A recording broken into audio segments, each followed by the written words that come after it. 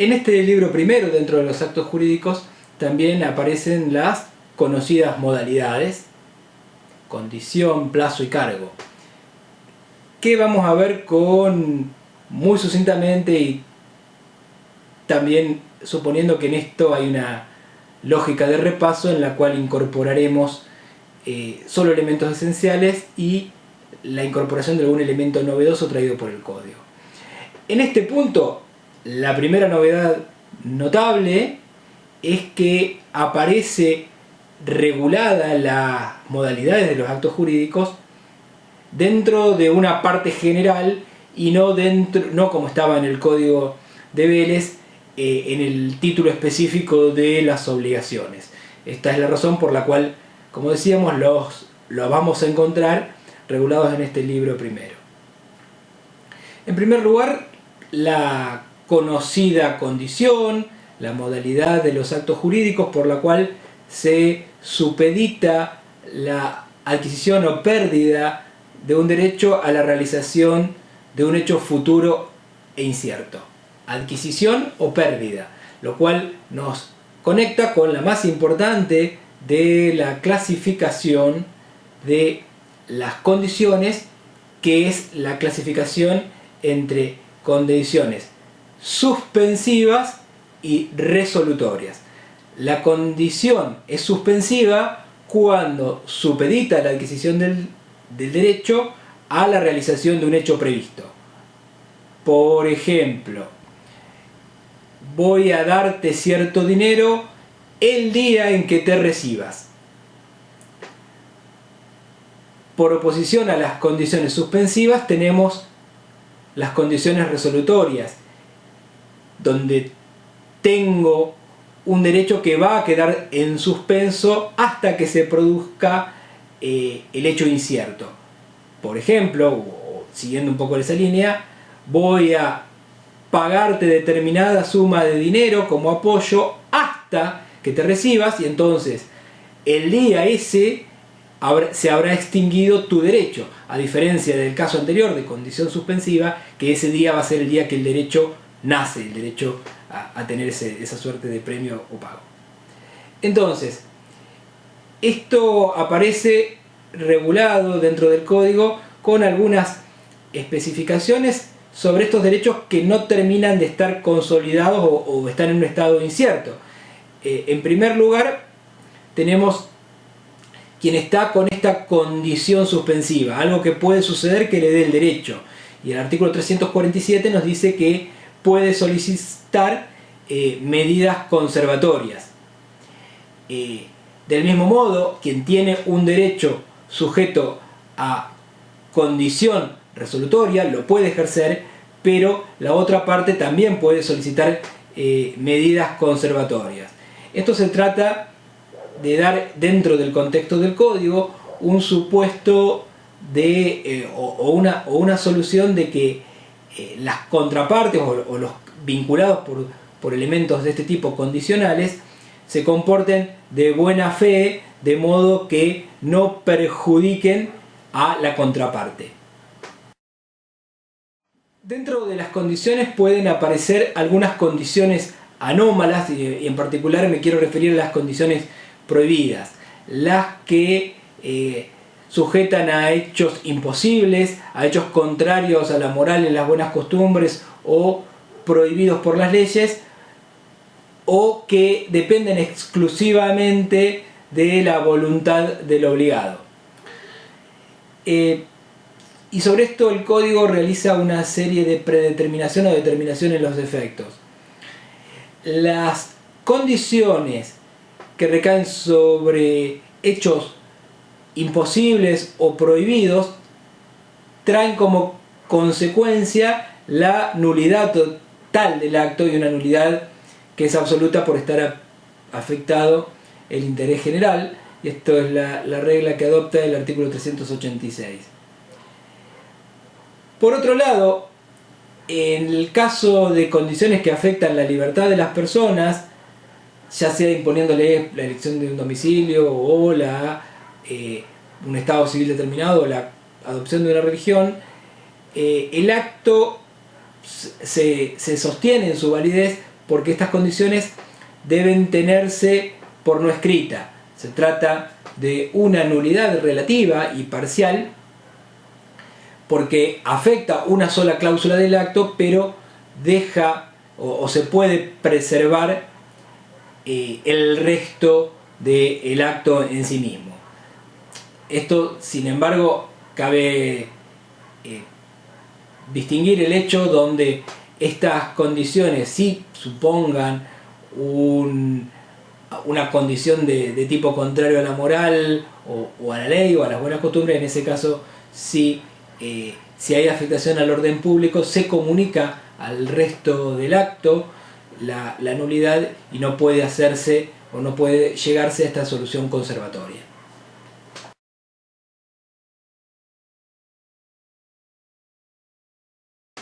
La segunda modalidad de los actos jurídicos que aparece regulada es la del plazo, que a diferencia de la condición está atada al transcurso de tiempo futuro y por ende necesariamente es algo que va a suceder y puede tener distintos caracteres según lo establezca, distintos orígenes. El plazo puede ser legal, puede ser voluntario, puede ser un plazo procesal o judicial determinado por el juez. En este punto aparecen o siempre se realizan diversas distinciones. Una muy importante de ellas es cuando tengo un plazo suspensivo, que como la condición suspensiva va a provocar cuando suceda el nacimiento de un derecho, de una potestad o de una facultad, por oposición al plazo resolutorio, que lo que va a provocar es que se finiquite, que se produzca la caducidad o la extinción de un derecho. El plazo suspensivo es lo que me permite, o lo que podría expresar coloquialmente como a partir del día determinado, y el plazo resolutorio es hasta el día determinado sucederá tal cosa o tendré cierto derecho. Estos plazos pueden ser determinados en forma precisa o cierta o bien incierta. Cuando yo lo tengo determinado de una forma precisa lo incorporo o lo asocio a una fecha determinada, mientras que un plazo puede ser incierto cuando se ha fijado o se lo vincula a un hecho que sucederá en el futuro, como por ejemplo puede ser la muerte de una persona y en función de eso determinar una obligación que va o un derecho que de forma suspensiva o resolutoria se establezca a ese momento. Algunas consideraciones con respecto al beneficio del plazo, donde aquí hay un pequeño cambio. En el Código de Vélez el plazo se presumía establecido en beneficio de ambas partes, y esto se cambia en el Código Civil y Comercial, donde en principio el plazo se presume establecido en beneficio del obligado. Esto puede tener alguna implicancia práctica en el sentido de que le da al obligado, bajo esta presunción, la posibilidad de realizar un pago antes, y pago que en principio el acreedor no podría rechazar. Eventualmente, si el acreedor lo rechazara, es el deudor quien podría realizar la consignación judicial de la suma de dinero. Esto es nada más que una presunción y desde luego admite la posibilidad de que se realice una convención en contrario, donde por ejemplo el obligado puede decir que el plazo está en beneficio de ambas partes, consecuentemente bloqueando la posibilidad de que sea el deudor quien realice el pago anticipado. Aparece aquí una regla particular en el artículo 352 que dice que si el deudor realiza ese pago anticipado, no tiene derecho a que se le devuelva o a repetir lo que se le ha pagado. Incluso esto está, según la doctrina, es la solución que se aplica independientemente de que ello lo haya hecho el deudor por error o por inadvertencia. Aparecen también las reglas que más o menos conocemos con respecto a la pérdida del beneficio del plazo, hechos de importancia que hacen que la obligación, que en principio estaría sujeta a plazo, se torne inmediatamente exigible. En primer lugar, cuando el deudor ha caído en quiebra. Quiebra, no concurso preventivo. En caso de que se trate de un concurso preventivo, el acreedor deberá verificar su crédito en el proceso, pero la presentación en concurso no tiene este efecto de pérdida de beneficio del plazo. También se pierde el beneficio del plazo cuando el deudor disminuye las seguridades otorgadas al acreedor. El caso típico es cuando hay un inmueble que está con una garantía hipotecaria y el deudor lo deteriora o extrae cosas adheridas que provocan una disminución de su valor y consecuentemente, y esta es la expresión que hace el código, disminuye las seguridades otorgadas al acreedor. Lo mismo sucede cuando los bienes otorgados en garantía, las cosas, con hipoteca o prenda no son suficientes para cumplir estos efectos, o cuando han sido subastadas para satisfacer otros créditos que pudieran tener rango preferencia, porque puede haber una hipoteca de primer grado que prevalezca por una hipoteca de segundo grado. Y también se pierde el plazo cuando el acreedor recibió una cosa en garantía que era ajena pero que creía del deudor y el tercero exige su restitución. En este caso no es tan mecánico porque aquí lo que puede hacer el acreedor es exigir otra cosa en prenda de igual valor, y si no lo hiciere, ahí sí puede exigir el cumplimiento de la obligación principal, aun cuando el plazo se encuentre pendiente.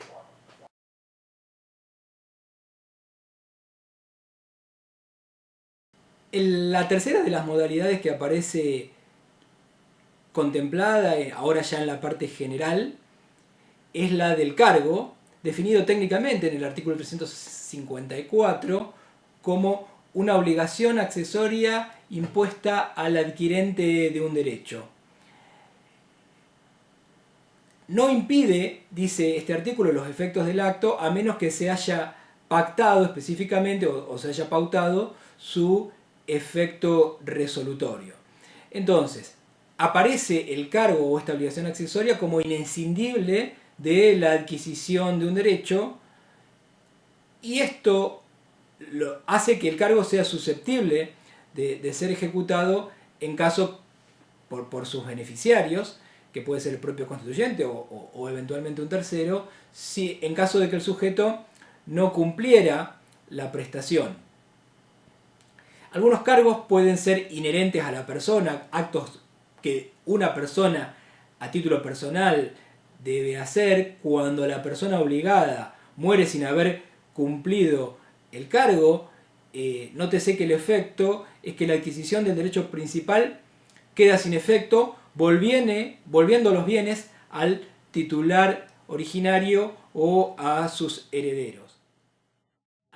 El cargo puede darse en lo que denominamos cargo simple o cargo resolutorio. En el cargo simple lo que puede tener el beneficiario es el derecho a restituir, mientras que en el cargo resolutorio, que ha tenido estos efectos específicamente convenidos, el beneficiario puede, por un lado, como el beneficiario del cargo simple, exigir el cumplimiento para obtener la ejecución específica de lo debido, o bien que se le liquide una indemnización sustitutiva, o bien puede pedir la resolución del derecho principal para que judicialmente se declare el incumplimiento y se vuelvan las cosas al estado anterior a la transmisión del derecho.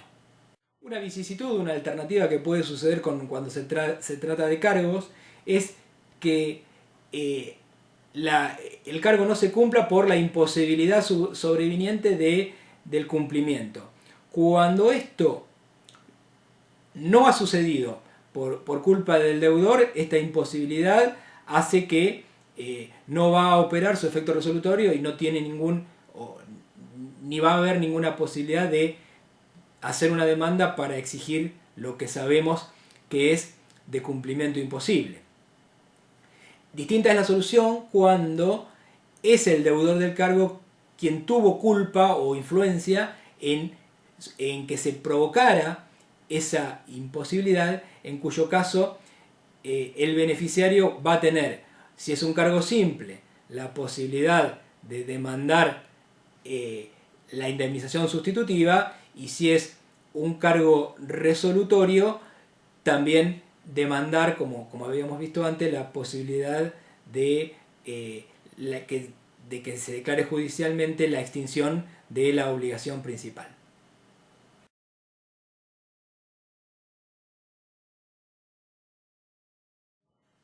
Luego del extenso título cuarto, con todas sus cuestiones sobre hechos y actos jurídicos, sus disposiciones sobre forma y prueba, estados documentales, ineficacia, el libro primero se despide con un muy breve título quinto dedicado a darnos en únicamente 3 artículos reglas básicas sobre transmisión de los derechos. No hay en esto muchas novedades, así que sucintamente reportamos. En primer lugar, la regla del artículo 398 de que todos los derechos son transmisibles, excepto estipulación de las partes, prohibición legal o transgresión a la buena fe, moral o buenas costumbres. No diremos mucho sobre prohibición legal, va de suyo. Sobre transgresión a moral, buena fe y buenas costumbres, esto es el principios valorativos que los encontramos en muchos aspectos dentro de hechos actos jurídicos y en general en diversas disposiciones del Código. Nos queda la posibilidad muy específica de la intransmisibilidad por estipulación de las partes. Las partes pueden pactar, no con carácter general, pero en algunos casos, la posibilidad de intransmisibilidad de un derecho. Por ejemplo, yo puedo establecer una transmisión con la estipulación de que el bien que yo vendo no se le venda a persona o personas determinadas. Por ejemplo, vendo un terreno a un tercero bajo la condición de que ese tercero no se lo venda nunca a mi vecino por cualquier otra circunstancia o por cualquier otra motivación que yo pueda querer tener, porque me llevo mal con el vecino, por lo que sea. Entonces, en cualquier caso, esto está previsto en el artículo 1972 del Código Civil y Comercial. Está la posibilidad de que algunos derechos sean intransmisibles, pero a título específico y por disposición de las partes, desde luego el adquirente y el transmisor, el vendedor. El artículo 399 sienta la llamada regla que con el latín la solemos conocer con el latinazgo de nemo pro iuris: nadie puede transmitir a otro un derecho mejor o más extenso del que tiene. Esta es la regla.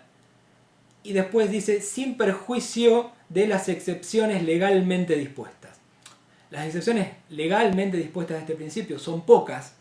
Las vamos a ir viendo en el curso de las diversas partes del código, pero por ejemplo,